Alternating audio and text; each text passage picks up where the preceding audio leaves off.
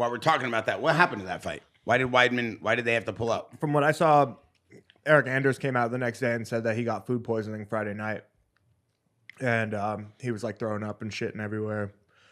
And so I think the doctors pulled him from it. So he made weight. Yeah, I think he made weight. And then that night was just super sick. Couldn't show up to fight the next day. Is that a thing though? Like getting food poisoning? Fuck yeah. It is. Well, think about it, man. Like you're like starving yourself, right? And then you're like gorging yourself after weigh-ins, and being smart about what you eat's a big part of it. And then you can't control what you're going out to a restaurant and eating if you're going to get food poisoning or not. You know? Yeah. All of you guys had to cut weight at a high level. What do you eat after you've cut weight for that long the next day, right? When you try to replenish your body, do you just eat a bunch of food? No, I mean, I eat a lot of food, but I eat the right kinds of foods, the right kind of fuels to put back into your body, the right kind of simple carbs, great digestible proteins. I like a salmon for my the omegas that come along with it, and the great proteins, good rices. But I start off every time after weigh-ins with like a green smoothie with protein in it. Tons of greens, some good fruit, creatine to help reabsorb all the water back into my body. And then a good heavy protein. That's like the TJ first does thing. it the right way, man. Oh my No, chemist. 100%. TJ the chemist showed No, up. I mean, I think it's a common thing in fighting. Like, we're so used to wanting to gorge after weigh-ins, but when you do things like the right way, like TJ's saying, even for me, I hate cutting weight, and my coach makes sure that we cut the minimal amount of water possible. Like even this last fight for this fight, I was in the sauna 45 minutes only. Nice. So I cut like 3 pounds of water, and then I was on weight.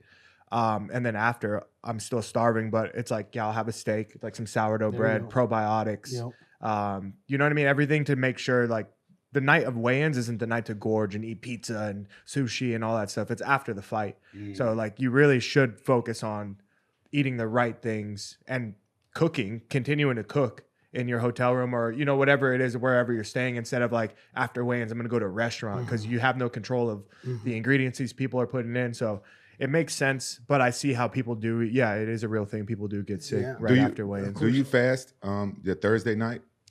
Yeah. So I usually have my last meal. So if I'm cutting weight Thursday, I usually just have breakfast, enough to just keep me going and do like the interviews and all that stuff, so that I'm not all Cranky. messed up. Yeah, cranky. But yeah, my last meal, even for last week, was just I had a little bit of oatmeal and some eggs, and then I was fasted until after weigh-ins. I think everyone has mixed opinions, you know, how you feel and how you go about it, you know, keeping your metabolism going throughout the day on small meals, or, you know, people just, everyone's different, you know, how you feel is how you feel. Yeah. Towards the end of my career, I was cooking all my food that I was going to eat after weigh-ins, even up to the week, because like you said, you don't know when you go to a restaurant, like what seed oils they're using, if they're cooking it all the way, if the old food they're using. And then I like to not fast. I like to keep the energy in my body, and I like to cut more of the water. I water load, and I think the morning of weigh-ins, I'll lose like 7 pounds. I'll sit in the sauna for like 10 minutes, start breathing on a sweat. I'll put on plastics and sweatpants and stuff over it.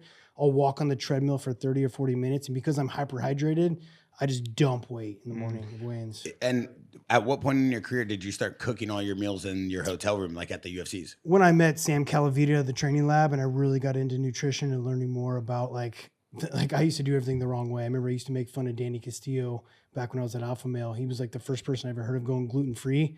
And I was like, dude, what the fuck is gluten? It's like, give me all, like, I'll take his gluten, give it to me, you know? But since I met Sam California at the training lab, I really got into my diet, my supplementation. I learned a lot from him, and I'm continuing to do it now without my life.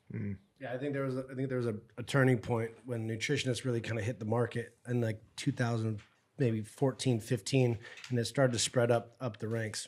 And so then everyone started to really feel like the nutritionists came into fight week, and everyone started picking up on, you know, like what I needed to be doing and how to get the weight down, how to get the glycogen out of your body so you're not depriving your body from all like the internal organs of dehydration. That when you dehydrate those crucial organs, that's when you don't recover, and that's when you really get fucked up. So taking the glycogen out, which is a huge percentage of your muscle base, letting your recovery time come faster.